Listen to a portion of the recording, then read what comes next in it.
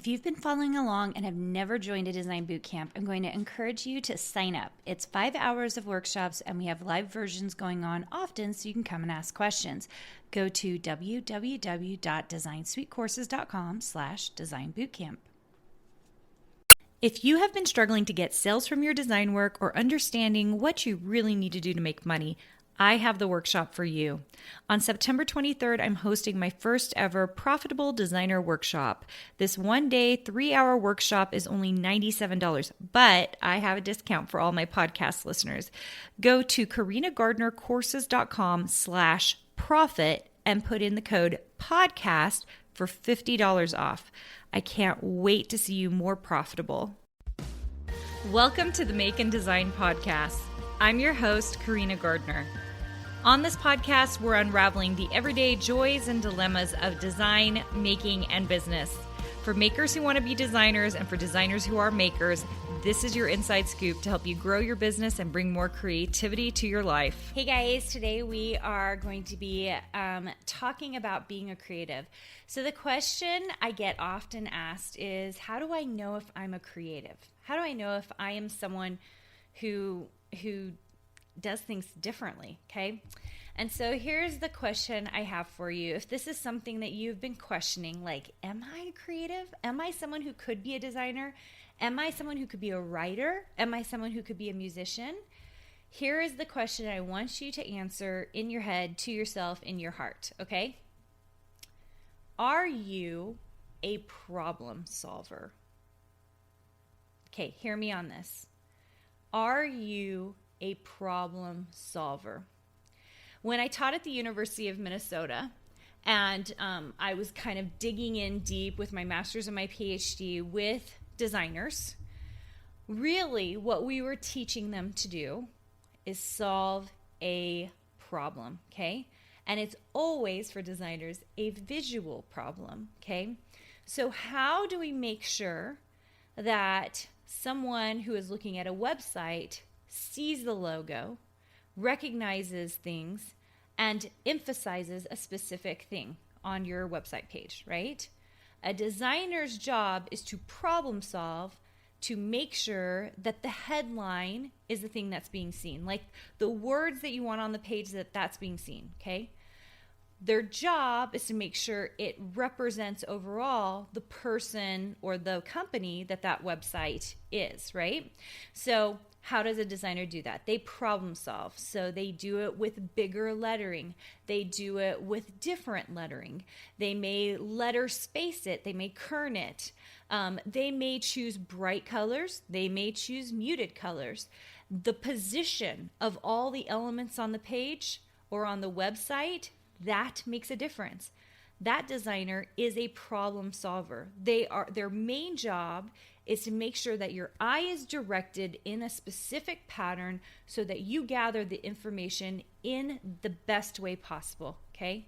That's what their job is.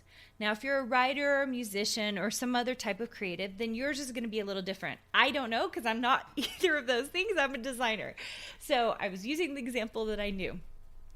So, are you a problem solver? If you can answer yes to that, you are creative. Now, you might say to me, Carina, well, I think everybody's a problem solver. That is correct. And if you've come to this podcast and you don't think you're a creative, I guarantee you are. I guarantee you solve problems in your life. You don't like where something is in your house and you move it. You solved a problem. Your kid's not doing their homework and you have to entice them with a treat or an after-school snack. You are a problem solver. The things that we do in our lives, they're creative. They just are.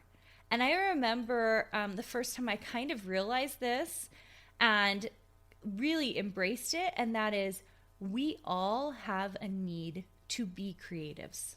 We do. And we may exhibit it in different ways.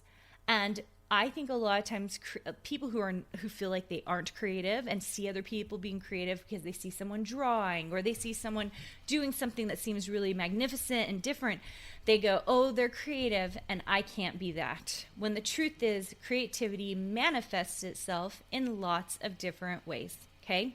So I want you, this is your homework. Can you get homework from a podcast? I want you to think about all the ways you problem solve in your life, okay? So I'm going to tell you guys a silly example that's not related to design, but it was driving me nuts. Okay, so this summer during the Amazon Black Friday that they do, I got one of those ice makers. It's the tabletop ice maker, okay? I have always wanted one of these. Like, I have been eyeing this for like seriously 5 years. I've been eyeing one of these ice makers. Every morning I have like a is it 52, 72 ounce? Like, I have a huge cup, okay, that I fill with ice and I fill with water and I drink all day long, okay? And it's like part of my morning routine, you guys, like, which is insane. Like, this is part of my morning routine, but it is, okay? I have to have my ice, okay? So I bought one of these, and I live in an older home in Sandy, Utah, and my kitchen is pretty old. And we moved into this house 1.5 years ago, okay? So it's pretty old. And I got this thing, and I realized when I measured it, I thought it was going to fit, but like the dimensions are just a little bit bigger, and I tried putting it on my counter, and it will not fit under any of the cabinets, you guys, okay? So, problem solver. You know what I did? And some of you might have seen this in my stories on Instagram.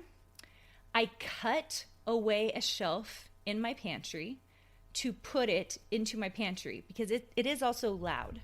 So I can close the door, I can't hear it, and that it had a place to go because I wasn't going to cut one of my cabinets to fit this machine, okay? So that was my first decision for problem solving. So here's what happened. A couple of months later, I realized like it's so difficult to get in there and put water in it, and it's just like it overhangs the shelf, so I was getting water on the floor, which meant I was mopping it up. My trash is in that pantry as well. It was difficult to get in there, to reach the ice, like everything about it was difficult, okay? Now, I'm talking about an ice maker, you guys. This is like first world problems, okay? I'm just telling you how I solved the problem. So I was like, okay, there's got to be a better solution than the way I'm doing it right now. There's got to be, but I'm not ready to do my kitchen, and it doesn't fit anywhere. So I was on Instagram, and I saw someone had turned their pantry into like a butler pantry. Now, my pantry is just a closet. It's a corner, it's got shelves, that's it, okay? And I saw that this girl had basically put in like a piece of marble and had tiled the back, okay? Now, I wasn't going to go that far, but as soon as I saw that, I was like, that is my solution, okay? Because when we have problems with things, you guys, what do? We, without even knowing it, unconsciously, we are looking for solutions. That's what I'm doing anyway. I'm always looking for solutions, okay? So I saw this and I was like, aha, I think I can do this myself, because heavens knows I have not been able to get a contractor for my other projects. There was no way I was getting one for this project, and it was so simple. So I ordered an under mount, like a cabinet mounted trash can, okay, that would pull out and would go underneath the shelf. And then I went to Home Depot looking to buy a piece of something, stone of some sort, and the order, because it's such a small piece, was only like $300, and they have like a $900 minimum. I was like, I asked the lady, I was like, what would you do? What would you do in this situation? I mean, I could go and find a remnant somewhere, but like, I want something quick. I just want to build this thing and be done. She was like, what about butcher block? And I was like, yes, thank you. So I went to the back. She helped me get a couple of pieces of butcher block. We went over. I didn't even cut it. Home Depot cut it for me. And they cut them to my correct dimensions because I brought all the dimensions with me. And I built a couple of extra melamine shelves underneath so it would all fit the trash can. And then I added the butcher block. And it was big enough that it overhangs so that my ice maker fits on it perfectly now. And the trash is underneath and it just pulls out. And so I'm not running into that. Okay.